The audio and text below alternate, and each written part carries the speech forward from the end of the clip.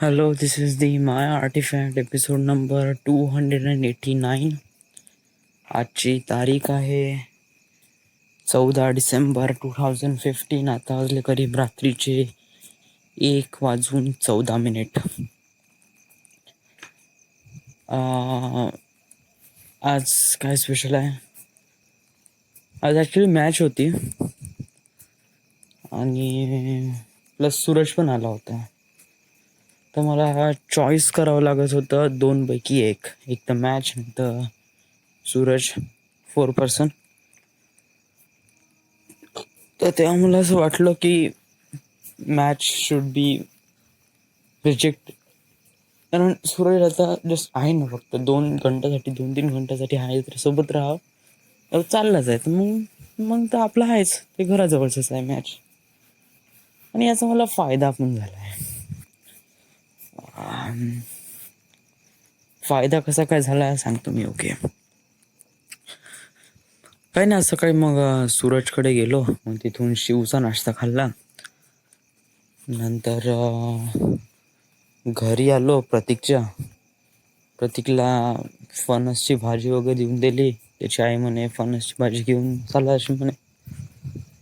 तर okay, then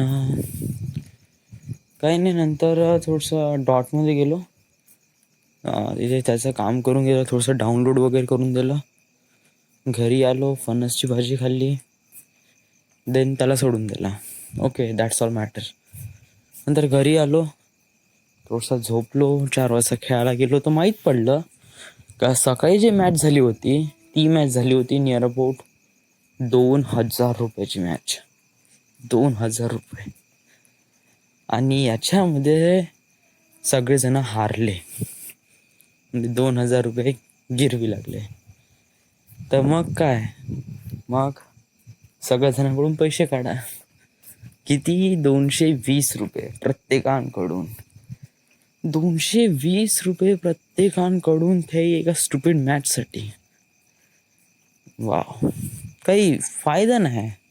220 रुपये खर्च करून राहिलो, त्यात काहीच फायदा नाही, काहीच नाही, नथिंग. तर का फायदा आहे? आपण कुठे प्रोफेशनल प्लेअर तर नाही, we are just playing for fun. तर त्यामुळे ठीक आहे. पण मॅच घ्यायचीच आहे तर घ्या ना, 100 रुपये घ्या किंवा 200 रुपये घ्या, हार्डली इनफ.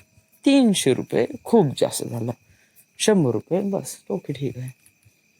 तर 100 रुपयात ओके, ठीक आहे. तर ह्या बुट्ट्यांनी 600, 700, 800 रुपयाच्या मॅचेस लावणं, अरे बाप रे. जितले तर लॉटरी, हारले तर बाबा पैसे उठू द्यायचे. त्याच्यात माझा फायदा काय झाला? फायदा एक झाला की मी आज मॅचला गेलो नाही खेळायला, तर माझ्याकडून ते हे लोक काउंट्री काढणार नाही. त्यामुळे माझे 220 रुपये वाचल्या. 220 रुपये वाचले म्हणजे 220 रुपये वाचले म्हणजे माझ्याकडे पार्टीसाठी ठीक आहे. नाही तर आज गेलो असतो तर किती पैशाचा लॉस झाला असता. आणि असं तिथे जाऊनही खरंच काहीतरी चान्स भेटते का खेळण्याचा? काहीच नाही, सांगतो ना. कारण तिथे 8 प्लेअर राहते प्रत्येकाकडून. तर पहिलेच मला क्रिकेट काही जास्त खेळत नाहीत. खेळलो तर हार्डली फिल्डिंग आणि बॉलिंग भेटली, तर बॅटिंग भेटली हार्डली 1-2 रन काढले, नंतर विकेटच होऊन जाते. That's not big deal. So तर याच्यामध्ये समजा एवढे पैसे देऊनही राहिलो, त्यात चांगलं खेळायलाही भेटून राहिलं, तसं काही नाही. तर मला वाटते माझं जे झालं, जे डिसिजन होतं ते राईट होतं. आणि ॲक्च्युली मला पहिलेपासूनच माहीत होतं का माईट बी ते यावेळेस मॅच जितन. कारण त्यांचा प्रपोजल आला ना का मॅच लावतं का, आणि ते 600-700 रुपयाची matches.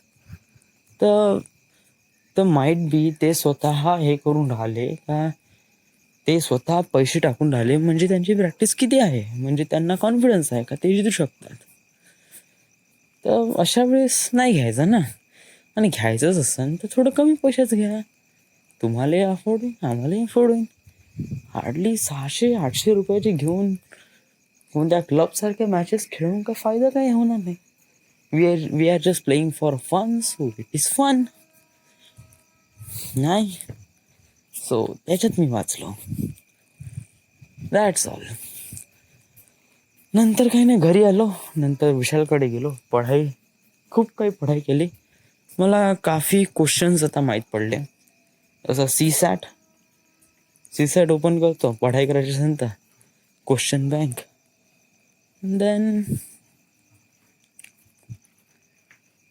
so this is it. This is the end. This is the Mind Artifact episode number 289.